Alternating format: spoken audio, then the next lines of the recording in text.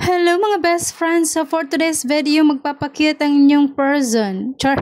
So pauwi na nga po kami, on the way na po kami pauwi ng Zamar mga best friends. So nag-arkila lang po kami ng sasakyan, dalawang sasakyan po yung inarkila namin dahil yung isang sasakyan, nandun po yung aming mga gamit. Tapos dito sa isang sasakyan, nandito po kaming tatlo kasama po yung driver.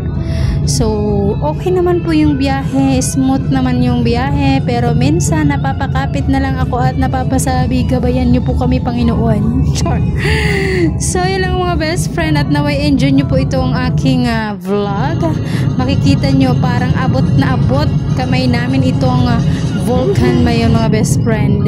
Gustuhin man namin bumaba kaya lang nagmamadali po kami dahil sasakay pa po kami ng Roro. Baka hindi po kami umabot sa Roro para makasakay agad.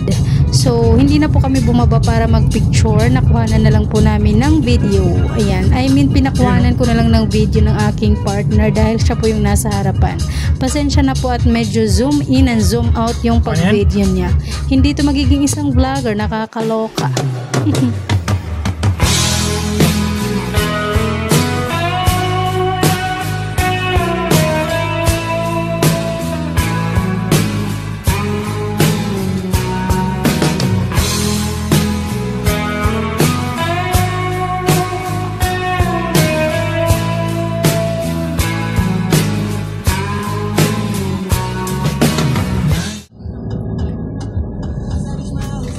Grabe, apakaganda nga naman ng Vulcan mayon na ito. Yung nasa harapan pong sasakyan, yan po yung isang sasakyan kung saan nandyan po yung mga gamit namin.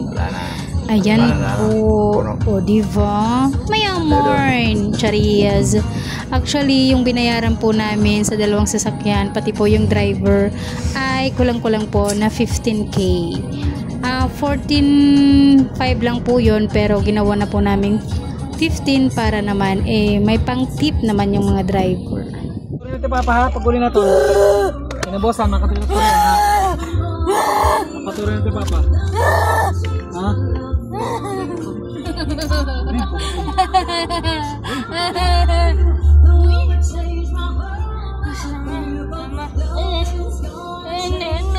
Laki mo na, Bi.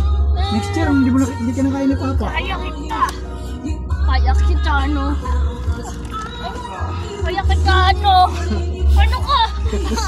Ano ka? Tao ka, di ba?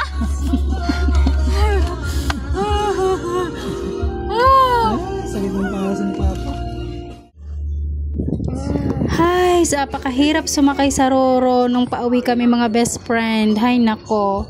Kung wala po kayong pera, hindi po kayo basta-basta makakasakay. Buti na lang, medyo meron kaming pera. So binayaran po namin yung nagmamanage ng Roro, yung mga tao, para makasakay po agad yung sasakyan naming dalawa.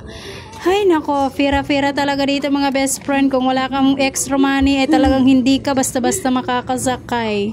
Nakakaloka. Sa dami ng pasahero ng Santa Clara na iyon. O diba? Ay, ewan ko na lang ba. So ito kasi yung araw na, alam mo na, yung maraming pauwi. Ano yung sasakyan natin? Ganon. So yun lang. Santa Clara Shipping Corp. Guys, nandito na nga po kami sa loob ng Roro. Talaga nga naman nakakapanghina ng katawan. So hindi na po kami bumaba para umakyat sa taas dahil sobrang dami po ng pasahero. Pati nga po dito sa labas, nandito po yung iba. Dahil hindi naman to kasing parehas ng Roro yung nakita nyo po kanina. Karamihan po kasi dito puro sasakyan. So yung mga nandito lang pong nakasakay, yung may mga sariling sasakyan lang po. Ay, nakakaloka. Hinang-hina na ang buong pagkatao ko mga best friend. Ewan ko na lang ba. So yun na nga mga best friend, thank you Lord at pababa na po ang aming sasakyan. Oh my gosh, nakarating po kami ng safe. So tatawid na po kami para makauwi na ng probinsya namin. Ay, medyo umuulan pa nga po ito. May 12 po itong araw na ito. Medyo late lang po yung pag-upload ko. Sorry naman. Dahil sobrang hina po ng signal sa Samar. Nakakaloka kahit naka-wifi ka na hindi ka makapag-upload ng video. Pwede ka makapag-upload mga short video lamang. So, dito na nga po kami. On the way na po kami. Pauwi. Thank you Lord dahil safe po kaming nakarating sa amin. Salamat din po sa mga driver na ito.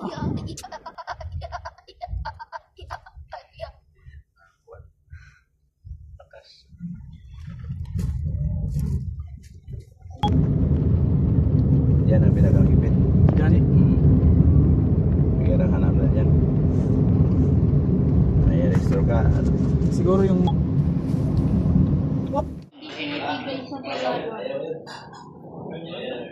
No?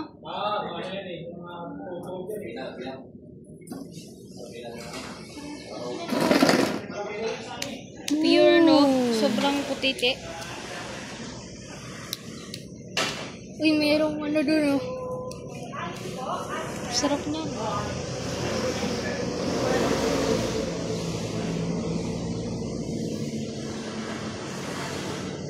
Ganda.